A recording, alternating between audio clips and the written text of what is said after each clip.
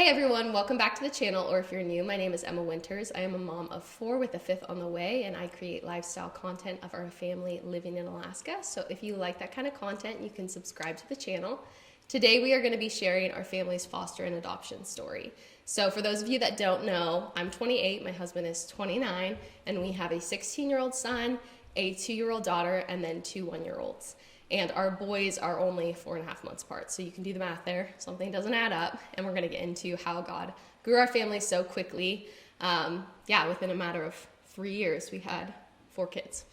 So I guess we'll start with how we met. We met in Texas back in 2019. And from the time we met to the time we got married, it was a total of 10 months. So we got married very quick.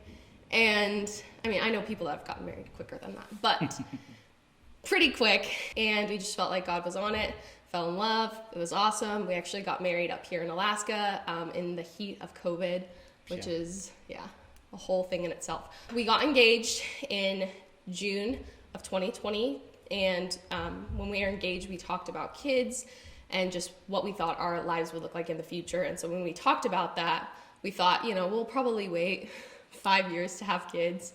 And knew that we both wanted them, but something I brought up during that time is that I really wanted to foster, and you were all for it. Yeah, I was all for it, and I had a heart for adoption as well. So we kind of pictured like once our biological kids were older, then we would foster or adopt and kind of keep the birth order in that way. So it was something we talked about, but definitely didn't think it was going to be in the near future. So fast forward to 2021, I find out I'm pregnant with our daughter, and we were super excited. It was a lot faster than what we thought, but we're super excited to have our first kid and just experience parenthood. In March of 2022, we welcomed our daughter Oakley into the world, and we were just like so excited. Like, having your first kid is just the most beautiful experience. Like, awesome. I wish that I could go back to that time so much, because it's beautiful with each one of your kids, but when it's your first, it's just like everything is through the lens of I've never experienced this before. And so her like making a little coup, I would just like pull out my phone and have to record it.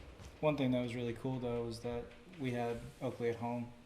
Yeah, and Cohen at home. Yeah. So that was like even more special. That was a crazy experience for my first kid. Like that should be a whole nother video in itself, because we were basically alone for all of the labor, except for the last maybe hour, if that. I don't even think it was an hour. It's probably like the last 40 minutes. It was fun.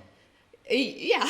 Looking back, it was fun. In the moment, it was pretty wild. I was like, okay, I don't really know what to expect. Yeah. This is the first time. When I was about 3 weeks postpartum, I was just spending time with the Lord. And I felt like the Lord said, it's time. And I knew exactly what he meant when he said that it was time to become licensed foster parents. And I was like, what the heck? Like, this is crazy. I have a tiny little baby. This is not the timeline I thought. I was also excited, like, now holding my own baby, I couldn't imagine what these poor kids were going through. And just like my heart was breaking for them. But also at the same time, I was like, Lord, this is not what we planned. This isn't what we thought. And so I shared it with you later that day, and you actually told me that the Lord had said the same thing to you that day, which is so crazy. But we just knew that it was what he was asking us to do. So we took the first 6 weeks to just be a little family, figure out parenthood, be sleep deprived, just, figure it out. And then I reached out to a social worker and did our first initial meeting with them just to kind of figure out how do you even do this, because I didn't know anyone that was a foster parent at that point. No. If you don't know, to become a licensed foster parent, you have to do classes, you have to do a ton of paperwork, which can range from your financial situation, you have to get referrals or references, you have to do like a 50-page autobiography, and they ask you every question about your life. That's to be licensed with the county. Yes, to be county. Yeah, that's a good point. To be licensed with the county. You have to do health checks. You have to do a home study. It's very thorough, as it should be, but I just didn't even know what all of it entailed. So our county told us that it typically takes 3 to 6 months to become licensed. So we were thinking, by the time our daughter was like 4 months old, we were going to have another kid in the house. Yeah. But it ended up taking us 10 months, which I'm so happy, hindsight, that it did take that long, because we were able to have a full year with our daughter before we ever got a placement. And it was just really sweet. And the reason it took so long is because we had just moved from Ohio to Texas. And we had to do an additional background check in Texas that took 3 months to get back. From Texas to Ohio.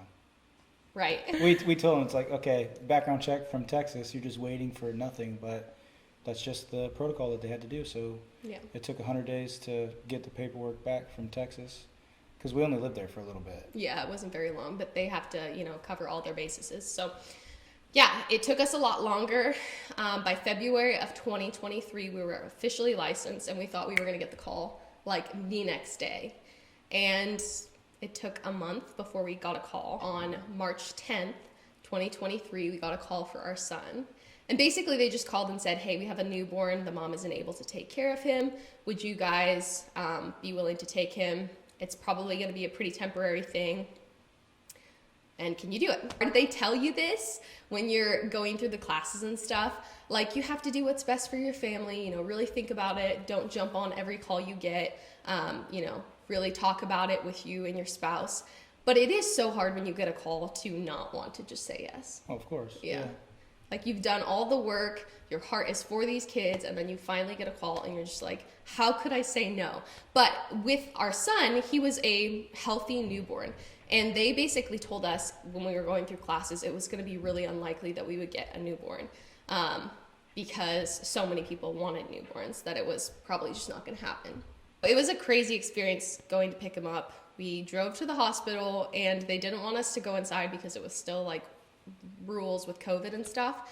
So the social worker walked him out with a couple security guards and just like put him in our car and was like, okay, do you have any questions? We were like, yeah. Like, it felt so weird just driving away with a kid. A human. Yeah, and such a little baby too. Like, it just felt kind of wrong, but also like we knew this is what we've been working for. Are you gonna follow us? Yeah. Like, is this okay? You just let anybody drive away? It felt weird. Yeah, and to be fair, she didn't realize that it was our first placement. So Yeah. she thought we had done this a couple of times, but it was like, no, this is like really new for us. We have no idea what's the right thing to do, what's the wrong thing to do. The nurses were really sweet too, because they took a picture with him upstairs before they brought him out to us. We weren't allowed in the hospital. Yeah. They brought him out in the car seat and just sent us a picture and said he's just the sweetest little boy. Mm-hmm. And take good care of him. It was one of the funnest things ever to introduce Oakley to our son. We plopped him on her lap and she just started kissing on him. She kissed him right away. Yeah. Right away. She's just so in love with them. And they are still to this day so close. Yep.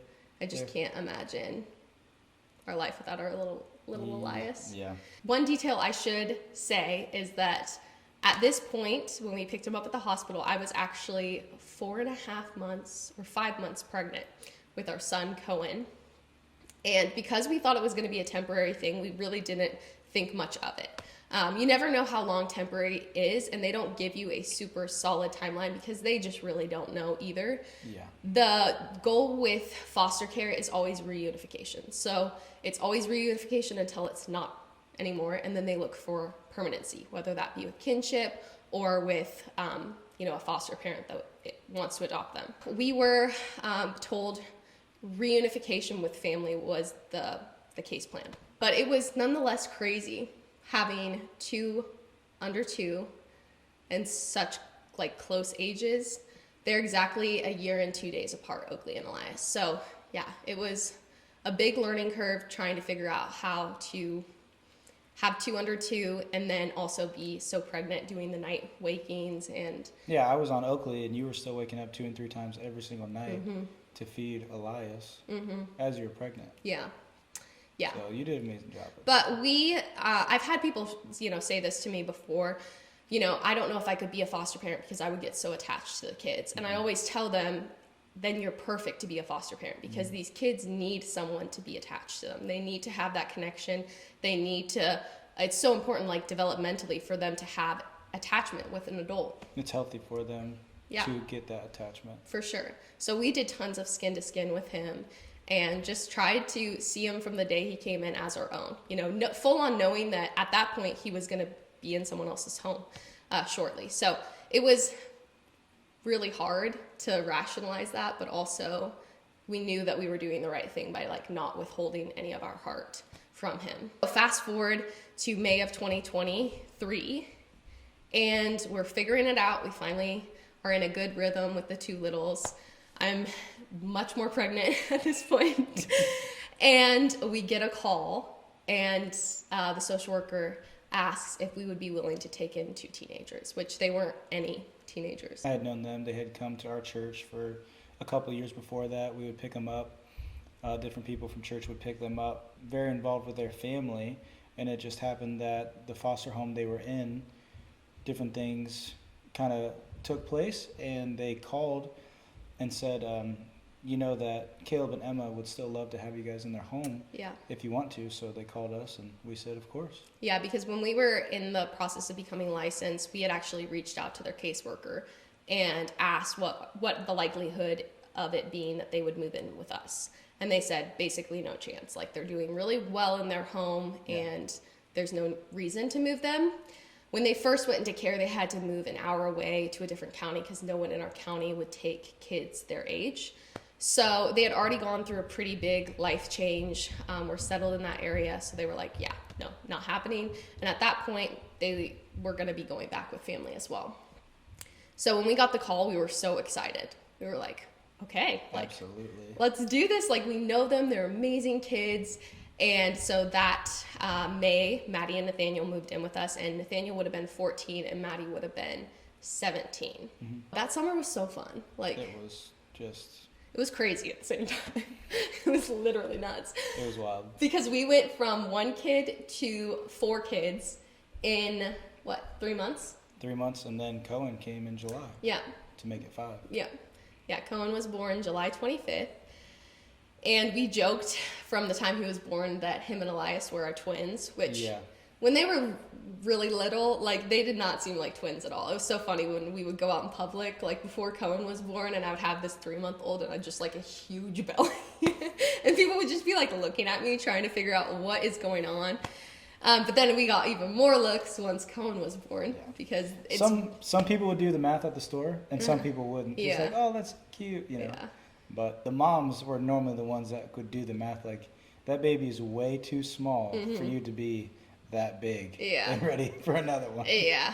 Yeah, it's just so funny. Still to this day, I don't really know how to respond to people when they ask, are they twins? Because... Are they twins or are they triplets? It's like sometimes you take the time to explain it. Other times you're just like, yep, they're triplets. Yeah. You know, it's just like... Because the boys are so close in age that sometimes I do just say that they're twins, but... Like, then you feel bad that you're lying, but I don't want to explain to every grandma in the grocery store that this one's adopted and this one's, my biological. Like, it just feels weird, so sometimes I just say they're twins. But anyway, that summer was so fun. Also, a huge learning curve, again, because we had never parented teenagers. Yeah. And although our teenagers are literally the best kids... Probably in the country. Yeah, for real. Just like amazing kids, love Jesus. Mm-hmm. God just protected them so much from the environments they were in. Yeah. And just have amazing work ethic, great students, awesome friends. Like, really, you can't ask for better kids. But also, we had never parented teenagers. So you think you know a lot until you're like in it and then you're like, I know nothing. But I do want to say, like, a lot of people make teenagers out to be these hormonal monsters, and they are so much fun if you really put the energy in to invest in them and build a relationship. Like, it has been so much fun just being able to help shape their worldview a little bit and help guide them into adulthood. Maddie, shortly after she moved in with us, turned 18. She's, so independent already. Yeah. Very smart, very like aware for her age, and so she has a good heart. Like, just really cares about people, and has really great conviction on what's right and wrong. That summer was crazy, figuring it out, and at that point, all through the summer, everybody was still supposed to be going back to biological family. Yeah. So we all were clinging onto this is amazing, this is so fun, but knew that it was temporary, or at least thought it was temporary. Yeah. And like I said, foster care the point is reunification until it's not. And so one day in, I think it was October, we would have gotten a call from Elias's caseworker and said, hey, things have changed. Would you guys be willing to adopt him? And I just remember like hitting the floor and crying because, man, we were really fighting that reality that we were going to have to send him away.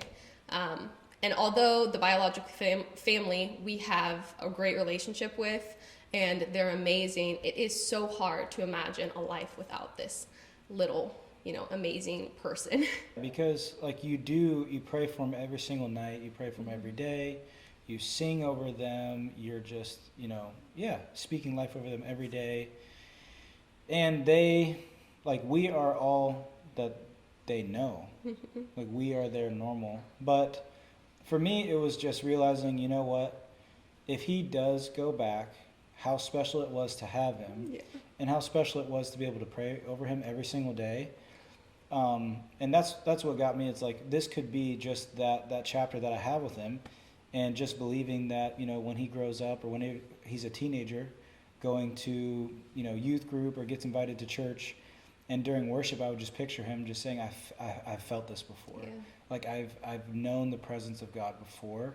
And I was just choosing to believe that the gospel would grow in him, even if he didn't stay with us. Yeah. So that was kind of the reality for me, like, oh, this could just be the little season of investing that we have with him. But it's still totally worth to the attachment, It's just, for me, realizing that was the season, and just being a sentimental person as it is, just realizing how important that time was, and just cherishing it.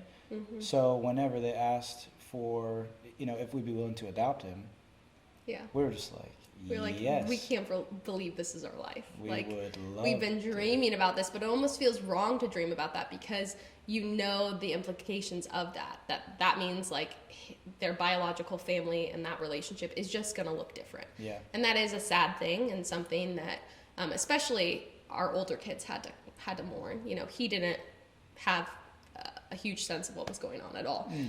But the older kids definitely. So it was shortly after that, like I want to say like a week later, we got a call. It was the same week. Yeah, on Wednesday they called about Elias, and then on Friday they called about the teenagers. Yeah. Since Maddie was 18, they gave her the option, and she was independent, and she was like, I'm really comfortable not necessarily doing all the paperwork and legally changing names, because she knows that she's going to be part of the family. Yeah. Regardless. But for Nathaniel, that was the bigger question of, Nathaniel, do you want to be adopted? Yeah. And Caleb and Emma, he's up for adoption. Do you want to adopt him? So yeah. And we were like, yes. Yeah. We would love to. Yeah. Nathaniel's adoption was a lot quicker than Elias's. So we would have adopted Nathaniel May 23rd of 2024. He was 16 years old. Or no, was he? He was 15. He was 15. And my parents flew in. Your parents were there. We had some friends from church, and it was just like an awesome day. You could feel the presence of God in the courtroom. Yeah. And it was so sweet because at the end of it, the judge that had done their whole case said to Maddie and Nathaniel, like, I am so proud of you for just how you have handled this and how great of kids you are, regardless of the situations you've walked through. And I want you to know that, our county will do anything to help you guys out. And that was just really cool to hear. That's sweet. Yeah, from a judge, like heartfelt, like I'm proud of you. And to see all the support that Nathaniel had and that we had was really, really special. Yeah. And then he was officially our boy, which is so crazy. So he's 16 now. Yeah. He's independent, going to be driving soon, and just the best kid. Loves the Lord so much. Great student. Loves track, super fast. Yep. And just very smart. Yeah, wants to be an entrepreneur. Just an incredible kid. Yep. We're so proud of him. Yep. So then Elias actually got adopted on July 25th, which is Cohen's birthday. So it was on Cohen's first birthday that Elias got adopted, which I had said earlier, we always joked about them being our twins. So it was really, really sweet of the Lord that we didn't pick the adoption date, like our adoption worker picked it, and it just happened to be on Cohen's first birthday. Yeah. So on July 25th, 2024, we adopted Elias, and that was so sweet too. Like, it's a little different when he's only a year old, so he had no idea what was going on, where Nathaniel knew what was going on. But it was just like, wow, I've always felt like your mom, you've always felt like his dad, but for it to be official just felt like a final exhale, like, wow, like, it's finished, it's done. Yep. I know that I'm going to have the opportunity to invest in you for the rest of my life. You know, I don't have to wonder. Because for a while they were saying, okay, get ready to send it back next month. You know, next month. You know, month after month they would say that. And so it was like, wow, I don't have to wonder if you're going to be here tomorrow or next month or next year. Like, I know that you are legitimately like my son now. We loved our experience with the foster care system. Yeah. It was really smooth. All of the social workers, I felt like we're actually acting on the best interest of the kids, which you hear stories where that's not always the case. But we had amazing social workers. We had amazing adoption workers. And it was all really smooth. We know that our story is different than maybe, you know, if you're a foster parent watching or if you have people close to you that have fostered. Ours was honestly really straightforward. Our kids were all healthy. Although they had gone through things, the Lord, like I said, had really protected them. And so honestly, like, I don't want to say easy cases, but they were pretty straightforward cases. And the hardest part was just the unknown, and just how biological relationships look a little different now. But we are so thankful that we did it through the foster care system, that we adopted through the foster care system, because there are kids right now that are waiting to be adopted and, are ready for a home. And it just takes getting licensed and getting everything in order to be able to step in and be that role for a kid. And truthfully, it's just more paperwork than anything. You know, it takes time. Yeah. But you were really good about it because you're just staying on top of the paperwork. There's just things that are due, things that need filled out. Lots of things. Yeah, it's like a lot of paperwork. You know what I mean? It is. It's not a lot of hoops to jump through. No.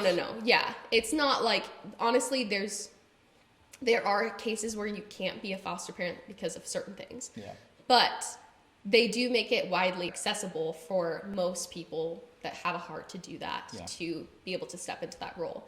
But, you know, the paperwork doesn't really ever stop until you actually adopt the child. And maybe that's not your goal. Maybe you just want to foster, but it's like every month you have paperwork. So it just becomes part of the job, you know, part of what you do, part of the rhythm and routine in your house is like you have a lot of paperwork, you have to meet with caseworkers, you have to be reporting things, you have to do visits with family.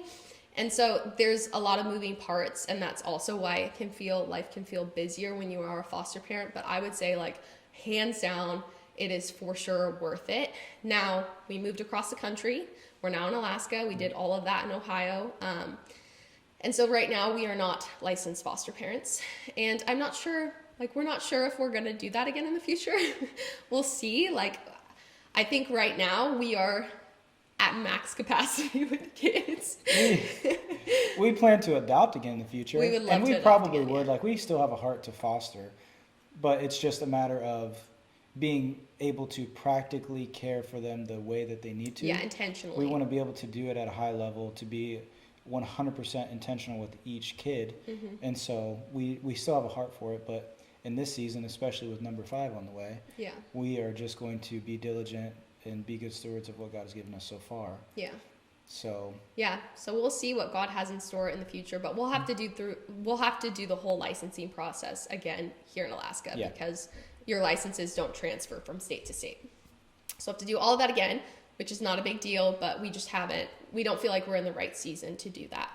As far as Maddie, she is still in Ohio. She's doing amazing. She's in school right now and is just, an amazing student, has great friends, is really rooted in her church, and we couldn't be more proud of her. She came up for Christmas? Yeah, she came up just a couple weeks ago, and I guess a month ago now, and spent the new year with us, and we have loved our whole experience and are so thankful for our family and our kids and how healthy and amazing they are.